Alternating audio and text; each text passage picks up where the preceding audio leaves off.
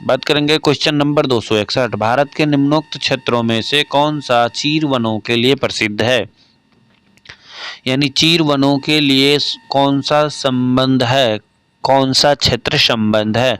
ये है आपको उत्तराखंड। बात करेंगे क्वेश्चन नंबर 221, भारत में घोरखुर यानी वाइल्ड एस कहाँ पे पाए जाते हैं? तो जो वाइल्ड एस है आपको कच्छ के रण में पाए जाते हैं। बात करेंगे क्वेश्चन नंबर 263, जंगली गधा पाया जाता है, जंगली गधा कहाँ पे पाया जाता है?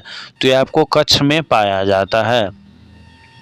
बात करेंगे क्वेश्चन नंबर 264, निम्नलिखित में से किसको भारत का पारिस्थितिक तप्त स्थल कहा जाता है? भारत का पारिस्थितिक तप्त स्थल कहा जाता है? तो यह है पश्चिमी घाट को कहा जाता है। बात करेंगे क्वेश्चन नंबर 265, निम्नलिखित में से कौन एक खरीफ फसल है? अब आप बात करेंगे खरीफ फसल का, तो इसमें से जो है खरीफ फसल आपको चावल एक खरीफ फसल है। निम्न में से कौन सी एक रबी फसल है? तो रबी फसल जो है इसमें आपको चना है। एक वीडियो मैं लेके आऊँगा इसके बाद खरीफ और रबी फसल के बारे में, कौन कौन से फसल खरीफ है और कौन कौन से फसल रबी है, और जो है खरीफ फसल कब बोई जाती है, कब काटी जाती है, ये कब बोई जाती है, काटी जाती है। एक होता है जायद फसल और एक होता है नगद फसल। ठीक है, तो चारों फसलों को अगली वीडियो में मैं लेके आने का कोशिश करूँगा, तो आप लोग बने रहे हमारे चैनल पे। बात करेंगे निम्न में से कौन सा जो है रबी फसल की उपज है? तो जिसका आंसर हो जाएगा आपको चना। निम्नलिखित में से कौन सा एक नगदी फसल है? नगदी फसल का मतलब होता है कि जो जिस फसल को हम तुरंत बाजार में बेच के पैसा कमा सकते हैं। तो जो इसका आंसर हो जाएगा जैसे तंबाकू, ये घरेलू उपयोग के लिए नहीं उपजाया जाता है, लोग इसकी नकदी व्यापार करने के लिए किया जाता है। भारत का सबसे बड़ा चावल उत्पादक राज्य कौन सा है? तो भारत का सबसे बड़ा चावल उत्पादक राज्य जो है आपको पश्चिम बंगाल है। बात करेंगे क्वेश्चन नंबर 268, क्वेश्चन नंबर 268 कहता है भारत में हरित क्रांति से जुड़े वैज्ञानिक कौन से हैं? तो भारत में हरित क्रांति से जुड़े जो वैज्ञानिक थे वो आपको एम स्वामीनाथन थे। कौन थे? इसका आंसर हो जाएगा एम एस स्वामीनाथन थे। बात करेंगे भारत का सबसे बड़ा सोयाबीन उत्पादक राज्य, तो भारत का सबसे बड़ा सोयाबीन उत्पादक राज्य जो है आपको मध्य प्रदेश है। बात करेंगे भारत का सबसे बड़ा गन्ना उत्पादक राज्य, तो गन्ना उत्पादक राज्य जो है अभी भी फिलहाल उत्तर प्रदेश में सबसे ज़्यादा हो रहा है। बात करेंगे क्वेश्चन नंबर 272, भारत में सबसे बड़ा रबर उत्पादक राज्य, रबर उत्पादक करने में जो है केरल सबसे ज़्यादा जो है केरल में उत्पादन होता है, इसलिए यहाँ पे साइलेंट वैली भी केरल में सबसे ज़्यादा जो है आपको रबर उत्पादन होता है। केरल के बारे में हम लोग कुछ याद रखेंगे तो यहाँ पे रबर उत्पादन ज़्यादा होता है। साइलेंट वैली जो है यहाँ पे आपको केरल में ही है। इसके बाद हम बात करेंगे क्वेश्चन नंबर 273, दुग्ध उत्पादन में भारत का विश्व में कौन सा स्थान है? दुग्ध उत्पादन में भारत का विश्व में कौन सा स्थान है? तो ये आपको प्रथम स्थान है। बात करेंगे क्वेश्चन नंबर 274, भारत में दुग्ध उत्पादन में अग्रणी राज्य कौन सा है? तो भारत में दूध उत्पादन में जो सबसे अग्रणी राज्य है वो आपको उत्तर प्रदेश है। बात करेंगे क्वेश्चन नंबर 275, श्वेत क्रांति व्हाइट रेवोल्यूशन किससे संबंधित है? तो जो व्हाइट रेवोल्यूशन है वो आपको दुग्ध उत्पादन से है, और एक बार आता है फ्लड ऑपरेशन, क्या है? फ्लड ऑपरेशन जो है ये भी दूध उत्पादन से है। अब देखिए अगला क्वेश्चन आ ही गया है, फ्लड ऑपरेशन का संबंध किससे है? तो ये आपको दूध उत्पादन से है।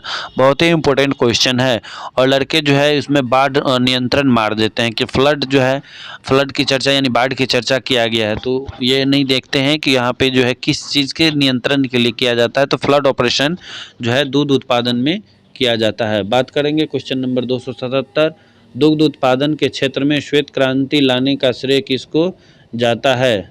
तो दुग्ध उत्पादन के क्षेत्र में श्वेत क्रांति लाने का श्रेय किसको जाता है? तो इसका आंसर हो जाएगा डॉक्टर वर्गीज कुरियन।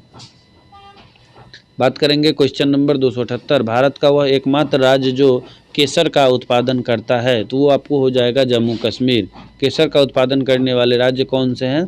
जम्मू कश्मीर। बात करेंगे क्वेश्चन नंबर 279, भारत का कौन सा राज्य जूट उत्पादन का प्रमुख उत्पादक राज्य है? तो जूट उत्पादक में जो है आपको पश्चिम बंगाल सबसे ज़्यादा है। बात करेंगे क्वेश्चन नंबर 280, भारत में सर्वाधिक गेहूं उत्पादक राज्य कौन सा है? तो गेहूं उत्पादन में सर्वाधिक जो है वो आपको उत्तर प्रदेश में है। अब बात करेंगे क्वेश्चन नंबर 281, भारत में सब क्या है, भारत में सबसे अधिक कॉफ़ी उत्पादन करने वाला राज्य। तो कॉफ़ी उत्पादन में जो है कर्नाटका सबसे ज़्यादा है। बात करेंगे क्वेश्चन नंबर 282, भारत में किस खाद्य फसल का उत्पादन सबसे अधिक होता है। तो जो है सबसे ज़्यादा उत्पादन जो है भारत में चावल का उत्पादन होता है। बात करेंगे क्वेश्चन नंबर 283, तो भारी मशीन प्लांट कहाँ अवस्थित है। तो भारी मशीन प्लांट जो है आपको रांची में अवस्थित है। बात करेंगे क्वेश्चन नंबर 284, बरौनी निम्नलिखित में से किस उद्योग के लिए प्रसिद्ध है। बरौनी निम्नलिखित में से किस उद्योग के लिए जो है प्रसिद्ध है। तो ये आपको तेल शोधन उद्योग के लिए प्रसिद्ध है। बात करेंगे क्वेश्चन नंबर 285, भारत के किस नगर को इलेक्ट्रिक उद्योग की राजधानी कहा जाता है। तो किस नगर को इलेक्ट्रिक उद्योग की राजधानी कहा जाता है। तो इसका आंसर हो जाएगा बेंगलोर। बात करेंगे क्वेश्चन नंबर 286, निम्नलिखित में से किस उद्योग में जो है सर्वाधिक महिलाएं कार्यरत है। तो सबसे ज़्यादा महिलाएं किस उद्योग में कार्यरत है। तो आपको ये चाय उद्योग में कार्यरत है। बात करेंगे क्वेश्चन नंबर 287, तो क्वेश्चन नंबर 287 कहता है कि सबसे बड़ा तेल शोधक कारखाना कहाँ पर है। सबसे बड़ा तेल शोधक कारखाना जो है वो आपको कहाँ पे है। तो जो इसका आंसर हो जाएगा वो आपको जामनगर में है। बात करेंगे क्वेश्चन नंबर 288, दुर्गापुर लौह इस्पात संयंत्र कौन सा। दुर्गापुर लौह इस्पात संयंत्र किस देश के सहयोग से स्थापित किया गया था।